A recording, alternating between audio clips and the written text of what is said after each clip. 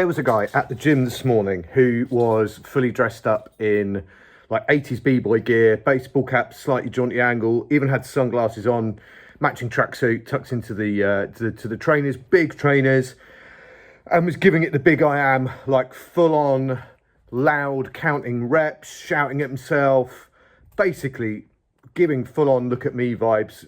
And I could have just let that guy pass through my day, thought he was a little bit of a knob, and carried on and have forgotten about him by now. But I thought to myself, no, I could immortalize him in a video by looking at why I thought of him in that way and why he was probably like that. And it can become a little bit of a lesson for me. I think one of the key stoic attributes, the one that I really kind of think about, is this idea of control. The idea that we have control over our actions and our reactions. Now, I think the control over our actions bit is somewhat easy, okay, because it is to some extent considered. We have time to think about that. I am going to film my video here. I'm going to set my camera up here. I've probably got 4 or 5 minutes to do it because I'm going to edit on my phone. But these are all things I have control over. However, the hard bit, sorry about messing around my hair. It's always with these videos. I look at it and just go, yep, someone needs a haircut. I'll stop filming my hair now because it's annoying. So where were we? So our actions are considered. We have time to think about those and they're completely within our control. But our reactions, less so.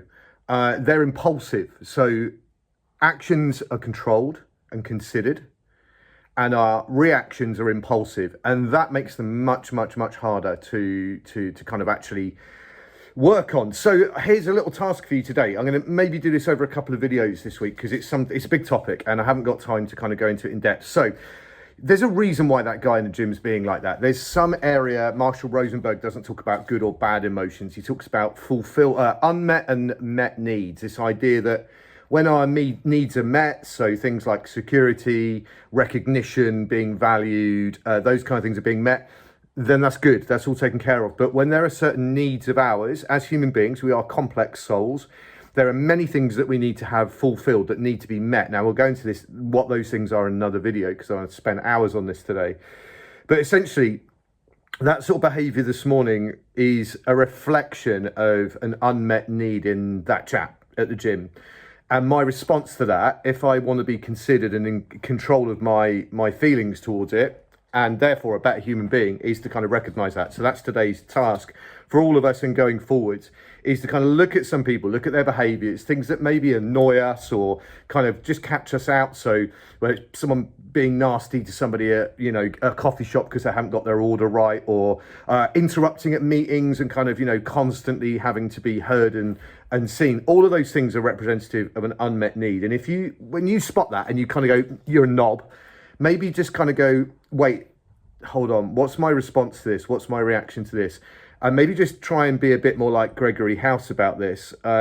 Initially call them an idiot, probably. And then go, why though? Like, why are they being this way?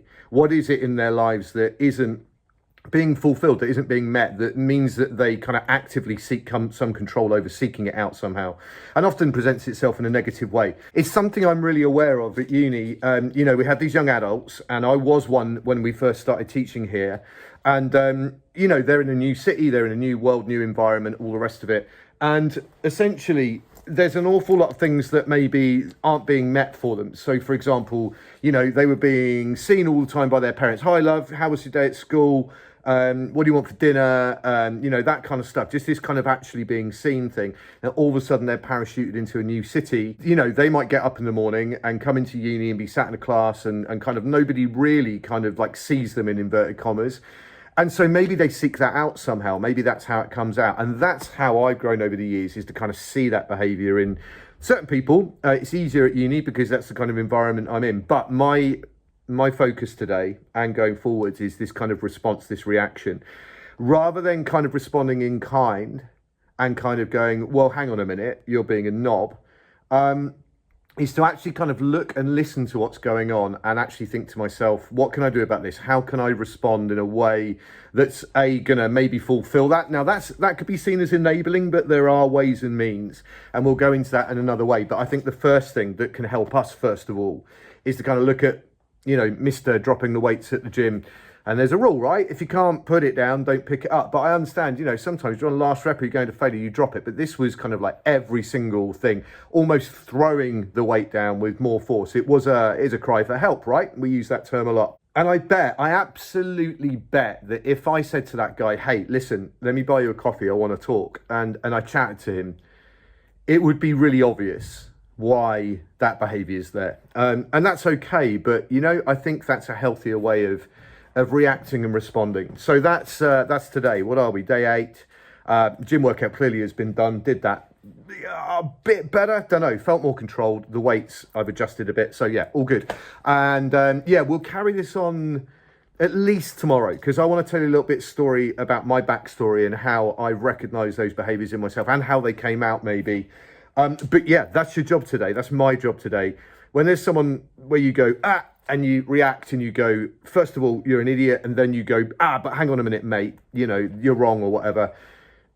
It could be in a meeting. It could be stood in the coffee line. It could even be at home. You just kind of go, well, hang on a minute. Maybe why are my kids behaving like this? What is it why are they acting out? Yeah, because they're teenagers, right?